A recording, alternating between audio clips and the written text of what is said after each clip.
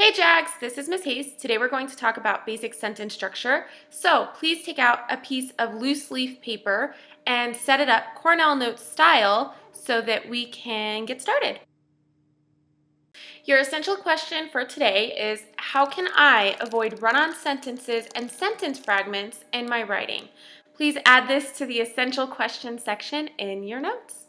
Part 1 of this video is on simple and compound sentences, and these are all about independent clauses. Before we get started, though, you need to know that there are 4 different types of sentences. We have simple sentences and compound sentences, and then we also have complex sentences and compound complex sentences. Simple and compound sentences only use independent clauses, whereas complex and compound complex sentences use both independent and dependent clauses. But first, what is a clause? A clause is basically a mini sentence. It's a grammatical unit consisting of a subject and a predicate. Some clauses are complete sentences, but other clauses are not complete sentences. So every clause has a subject and a predicate. Now, a subject is the thing doing the action. It's what you're talking about in your sentence, whereas a predicate tells us what the subject is doing. What about that subject? In the sentence, Sally ran to the store, Sally would be the subject, whereas ran to the store would be the predicate. In the sentence, Billy played video games, Billy would be the subject, played video games would be the predicate. And in the sentence, Baloo chewed on a bone, Baloo would be the subject, whereas chewed on the bone would be the predicate. Notice how every subject is a noun, and every subject needs a verb. The most important thing to remember is that predicates must always have a verb. But sometimes predicates only have a verb. They don't need that extra information that we saw in those first few predicates. Let's check out these 2-word sentences. And they work as 2 words because we have one subject and we have one predicate and we have a complete thought. So in the first example, we have Sally ran. Sally is our subject and ran is our verb. In the sentence, Billy jumped, Billy is our subject and jumped is our verb. Jumped is also our predicate. And then in the sentence, Jimmy yelled, Jimmy is our subject and yelled is our predicate and also our verb. Now, we have 2 types of clauses. We have independent clauses and dependent clauses. Independent clauses contain a subject, a predicate, and a complete thought, whereas dependent clauses also contain a subject and a predicate, but they also contain an incomplete thought. Dependent clauses need another clause to attach to in order for them to stand as a sentence. So dependent clauses cannot stand alone, whereas independent clauses can. Independent clauses are also known as simple sentences. Hey, look at that. You already learned about clauses, and in doing so, you just learned about your first sentence.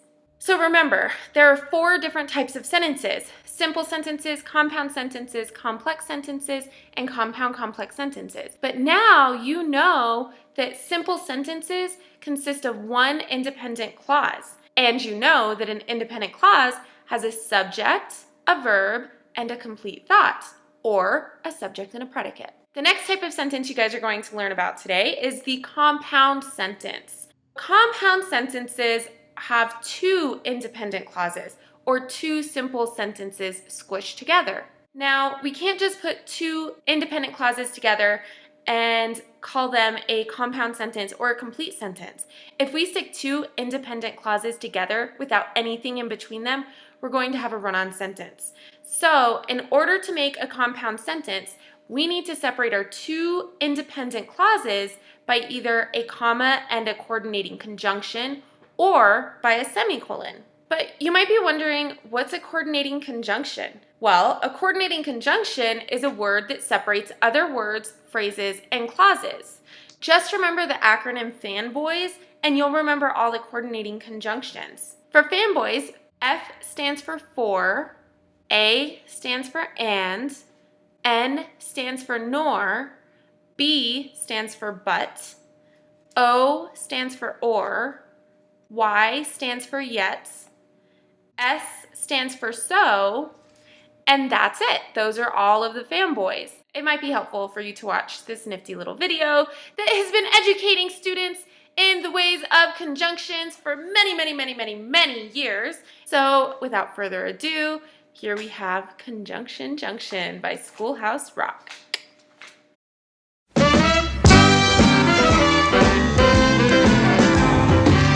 Conjunction junction, what's your function? Hooking up words and phrases and clauses. Conjunction junction, how's that function? I got 3 favorite cards that get most of my job done. Conjunction junction, what's their function? I got and, but, and or, they'll get you pretty far. And, that's an additive, like this and that. But, that's sort of the opposite, not this, but that. And then there's or, O-R, when you have a choice like this or that. And, but, and or, get you pretty far. Conjunction junction, what's your function? Hooking up 2 boxcars and making them run right. Milk and honey, bread and butter, peas and rice. Hey, that's nice. Dirty but happy, digging and scratching, losing your shoe and a button or 2. He's poor but honest, sad but true. Boo-hoo! Conjunction junction, what's your function? Hooking up 2 cards to 1 when you say something like this. Choice, either now or later, or no choice. Neither now nor ever. Hey, that's clever. Eat this or that, grow thin or fat. Never mind, I wouldn't do that, I'm fat enough now. Conjunction junction, what's your function? Hooking up phrases and clauses that balance like out of the frying pan and into the fire. He cut loose the sandbags, but the balloon wouldn't go any higher. Let's go up to the mountains or down to the seas. You should always say thank you or at least say please. Conjunction junction, what's your function?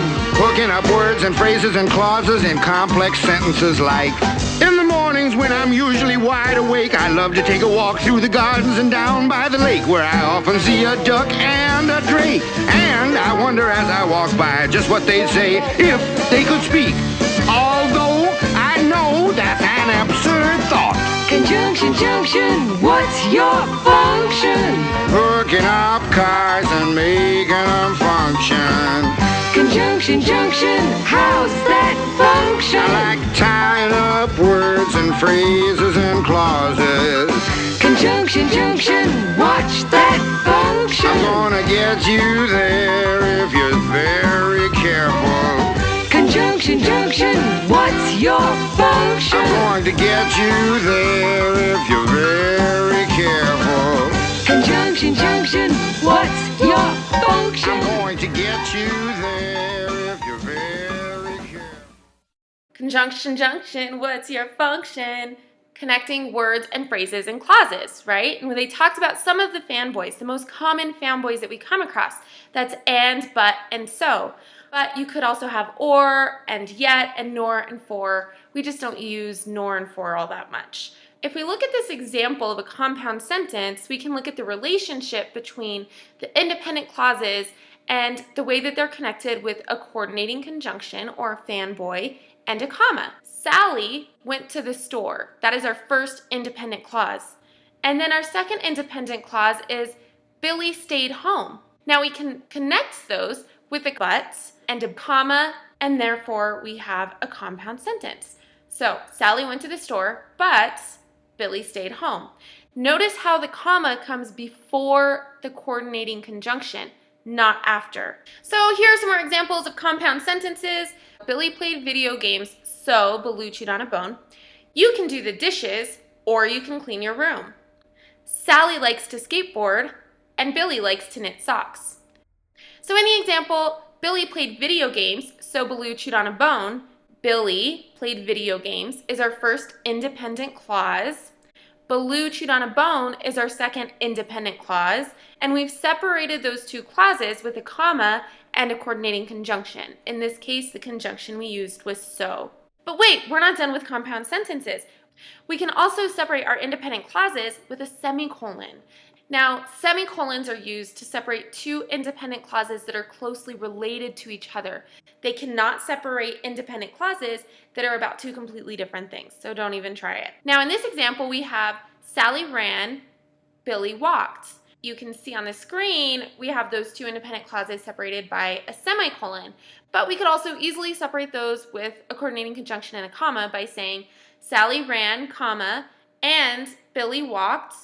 Or we could even just make those two simple sentences. We could just say, Sally ran, period, Billy walked, period.